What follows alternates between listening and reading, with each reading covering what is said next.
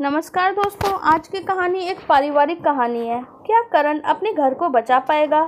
लगभग 2 वर्ष बीत चुके थे रूपा और करण को एक दूसरे की ज़िंदगी में आए हुए। दोनों एक दूसरे से बहुत ही प्यार करते थे। करण रूपा की हर ख्वाहिश पूरी करता। फिल्म देखना, मॉल जाना, बाइक पे लॉन्ग ड्राइव पे जाना रूपा को बहुत ही पसंद था। वक्त आगे ही बढ़ता जा रहा था, पर रूपा करण को विवाह के लिए कहने लगी। करण जब भी कोई उपहार लाता, रूपा कहती कि अब तो मुझे केवल एक ही उपहार चाहिए और वो है मंगलसूत्र। क्या तुम्हें नहीं लगता अब हमें शादी कर लेनी चाहिए? आखिर करण ने अपने माता पिता को रूपा के बारे में बता दिया। रूपा भी अपने परिवार में करण के बारे में बता देती है।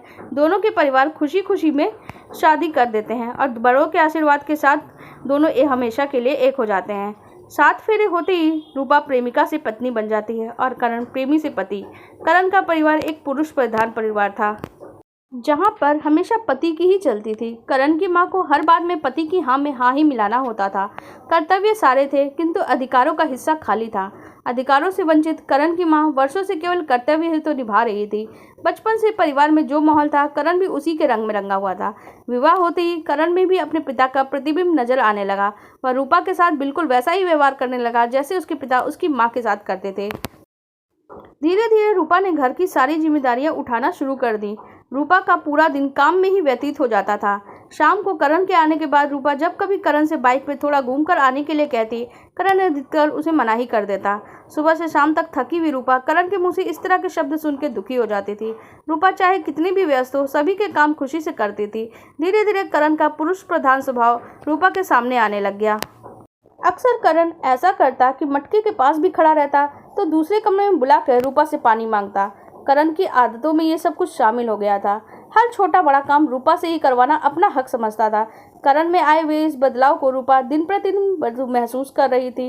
एक दिन रूपा ने करण से कहा, करण कितने दिन हो गए हम कोई फिल्म देखने नहीं गए, चलो ना आज बाहर खाते हैं और फिल्म देख के वापस आते हैं। मैं मम्मी पापा के लिए खाना बना के रख दूंगी ताकि उन्हें कोई परेशानी नहीं होगी। नहीं नहीं रूपा, आज फिल्म नहीं देखने जाना है, फिर किसी दिन चलेंगे। आज तुम घर में ही कोई बढ़िया सा खाना बनाओ, और बाहर जाने का तो बिल्कुल मेरा मूड नहीं है। रूपा हैरान होकर करण की ओर देखने लगी, पर चुप थी। कुछ देर चुप रहने के बाद उसने कहा, अच्छा ठीक है, आज मैं तुम्हारी पसंद का खाना बनाती हूँ, लेकिन करण बहुत दिन हो गए, मैं अपनी मम्मी पापा के पास जाना चाहती हूँ। अरे नहीं रूपा, यहाँ कौन घर संभालेगा, माँ से तो इतना काम नहीं होता, फिर भी तुम कभी चलिए जाना। वक्त ऐसे ही गुजरता रहा, लेकिन वो दिन कभी नहीं आया जब करण अपने ही मुंह से ये कह देता, चलो फिल्म देखने चलते हैं या मम्मी पापा से मिल के आते हैं। देखते देखते 6 महीना बीत गए। रूपा को अपने घर जाने के लिए बेचैनी होने लगी। तभी उसकी मम्मी का कॉल आया, रूपा बेटा बहुत दिन हो गए, आज हम तुम्हें लेने के लिए आ रहे हैं। एक ही शहर में हम मिल भी नहीं पाएंगे, ऐसा तो मैंने नहीं सोचा था। रूपा ने बात को संभालते हुए कहा, हाँ हाँ मम्मी, आप आ जाओ आप लोग। करण मुझे लेके आने वाले थे, पर ऑफिस में आने में आजकल देर हो जाती है। उसी दिन रूपा के पापा शाम को रूपा को लेने के लिए आ जाते हैं। करण के माता पिता ने उनके अच्छे से स्वागत करते हैं। शाम को जब करण ऑफिस से आता है तो उन्हें देख के बिल्कुल हैरान हो जाता है। अरे पापा मम्मी, आप लोग अचानक, कैसे हैं आप लोग? हम ठीक है बेटा, बहुत समय हो गया है, रूपा से नहीं मिले तो सोचा चलो आज मुलाकात हो जाएगी। कुछ दिनों के लिए कि रूपा को भी लेकर चले जाते हैं। अरे पापा, रूपा तो आप ही की बेटी है, जब चाहे आप आकर उनसे मिल सकते हैं, लेकिन आप उसे लेकर जाएंगे तो यहाँ बहुत मुश्किल हो जाएगी। करण के इन शब्दों को सुनकर रूपा के मम्मी पापा अवाक रह गए और रूपा का क्रोध पहली बार आज उसके चेहरे पे दिखाई दे रहा था। रूपा का चेहरा क्रोध से बिल्कुल लाल हो गया। इस वक्त उसने चुप रहना ही ठीक समझा। अपने मम्मी पापा को इशारा करते हुए उसने सांत्वना दी, मानो कह रही हो, ऐसे बोल रही हो। रूपा और करण एक दूसरे के माता पिता के पास बैठकर बातें कर रहे थे। तभी करण अंदर के कमरे में चला गया और उसके साथ रूपा भी कमरे में चली गई। कमरे में पहुंचते ही रूपा ने कहा, करण पिछले कई महीनों से मैं सब तुम्हारी सेवा कर रही हूँ, दिन रात एक कर दी हूँ, लेकिन तुम लोगों को तो एहसास ही नहीं है कि मैं इस घर की सदस्य हूँ। तुम लोगों ने मुझे गुलाम ही बना के रख दिया है। ये सुनते ही करण का हाथ पहली बार रूपा की तरफ उठा, लेकिन रूपा ने हाथ पकड़ते हुए कहा, करण ऐसा सोचना भी मत। तुम एक प्रेमी थे और एक अच्छे पति, लेकिन नहीं बन पाए। अग्नि के 7 फेरों के बाद तुम्हारा पति होने का किरदार तुम पर हावी हो गया है। इतनी प्रेमिका और पत्नी में इतना अंतर होता है करण? मैं इतने दिनों से सोच रही थी शायद मेरे प्यार में एक दिन तुम बदल जाओगे, लेकिन मैं तुम्हें नहीं बदल पाई और मुझे ही बदलना पड़ रहा है। रूपा ने आगे कहा, तुमसे विवाह करके हमारा घर खुशियों से भरने आई थी, लेकिन तुमने तो मुझे बंधक ही बना दिया है। मेरी झोली में सिर्फ कर्तव्य डाले और अधिकारों से वंचित कर दिया। अब मैं भी कितना दिल चुप रहती। मेरे मम्मी पापा को यह एहसास दिला के कि वो एक बेटी के पिता है, इसलिए तुम्हें से अनुमति लेनी होगी अपनी बेटी को कुछ दिनों का अपने साथ ले जाने के लिए। तुमने मुझे मजबूर कर दिया है करण। करण कुछ बोलना चाह रहा था पर इशारे से रोकते हुए रूपा ने कहा, मैं सीता माँ की तरह महान नहीं जो बिना गलती के सिर्फ जुर्म सहती रहूं। आज की नारी हूँ, कर्तव्य निभाना जानती हूँ तो अधिकारों की रक्षा और अपने माता पिता के सम्मान को बचाना भी जानती हूँ। मैं टूटना नहीं चाहती करण, और न ही अपने परिवार को तोड़ना चाहती हूँ, लेकिन अब हमारे पास दो ही रास्ते हैं। कौन से दो रास्ते रूपा? करण ने कहा, वो सारे अधिकार मुझे चाहिए करण जो एक पत्नी के होते हैं, और सब पर प्यार और सबका मान भी चाहिए। मुझे परिवार में बेटी का स्थान चाहिए। क्या वो सब मुझे मिल सकता है? करण आज रोचक था। रूपा का ऐसा तेजस्वी रूप उसने कभी देखा ही नहीं था।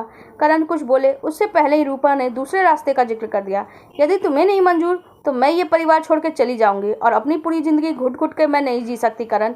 इतना कहकर रूपा सोचने लगी, अब करण के दो रास्तों में से किसी एक रास्ते को चुनना है। क्या अपने परिवार को बचाएगा या अपने पति के घमंडी होने का एहसास अपने परिवार को ही मिटा देगा?